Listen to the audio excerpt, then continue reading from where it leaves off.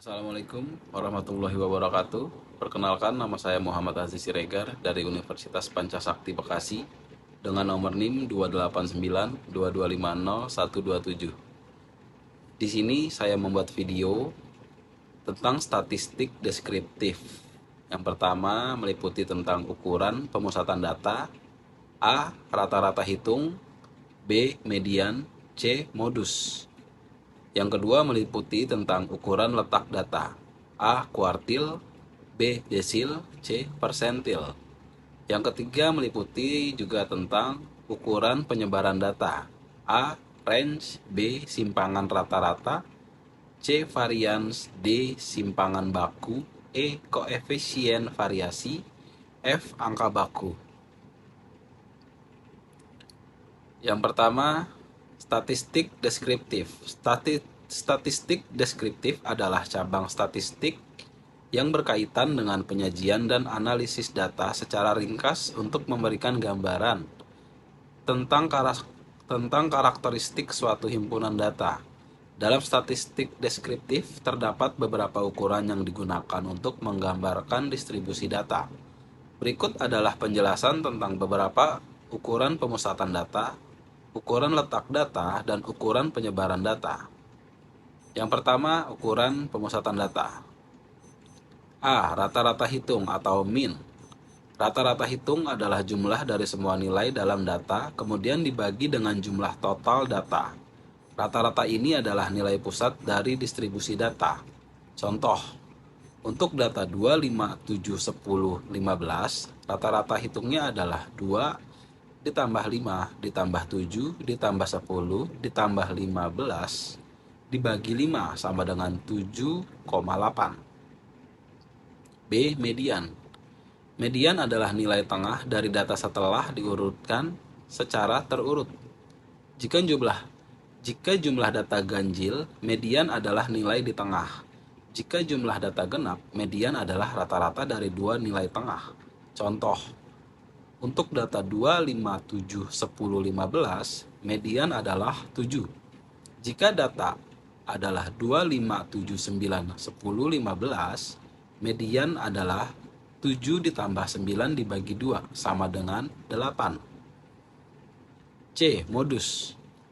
Modus adalah nilai yang muncul paling sering dalam data.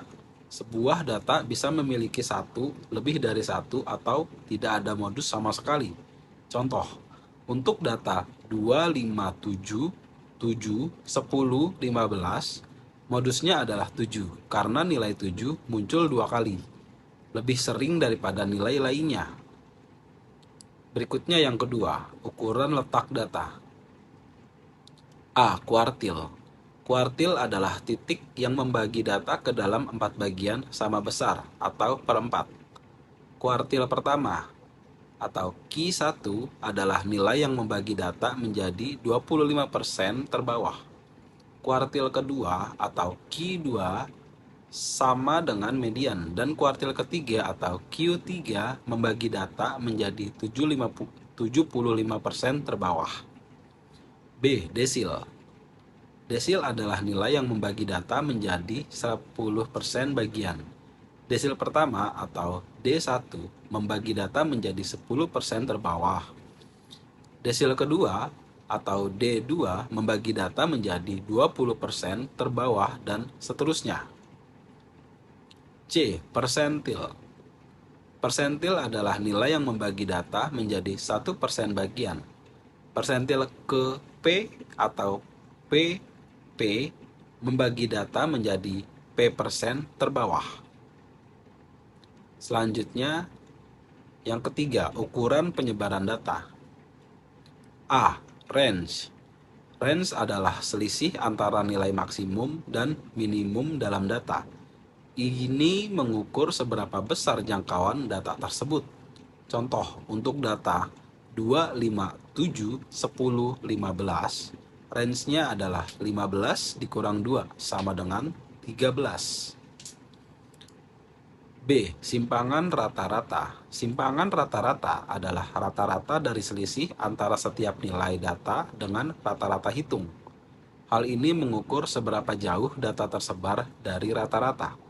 Contoh, Untuk data 2, 5, 7, 10, 15 dengan rata-rata 7,8.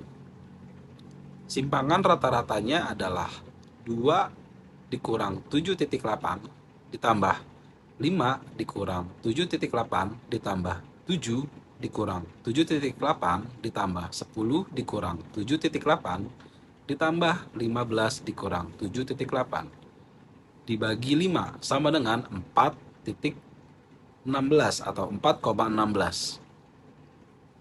Selanjutnya C, varians. Varians mengukur seberapa jauh titik data tertentu dari rata-rata. Ini adalah rata-rata dari kuadrat selisih antara setiap nilai data dengan rata-rata. D, simpangan baku. Simpangan baku adalah akar kuadrat dari varians. Ini merupakan ukuran penyebaran data yang paling umum digunakan karena telah dalam satuan yang sama dengan data aslinya. E, koefisien variasi. Koefisien variasi adalah simpangan baku dibagi oleh rata-rata, kemudian dikalikan 100%. Ukuran ini digunakan untuk membandingkan variasi data pada skala yang berbeda. F, angka baku. Angka baku adalah nilai yang muncul paling sering dalam data. Jika data tidak memiliki modus tunggal, maka angka baku tidak dapat dihitung. Jadi, statistik deskriptif ini berguna dalam menggambarkan karakteristik data secara ringkas sehingga kita dapat memahami distribusi data dengan lebih baik. Dengan pemahaman ini, kita dapat membuat kesimpulan dan mengambil keputusan yang tepat berdasarkan data yang ada. Mungkin itu saja video singkat yang bisa saya berikan. Kurang lebihnya mohon maaf. Wassalamualaikum warahmatullahi wabarakatuh.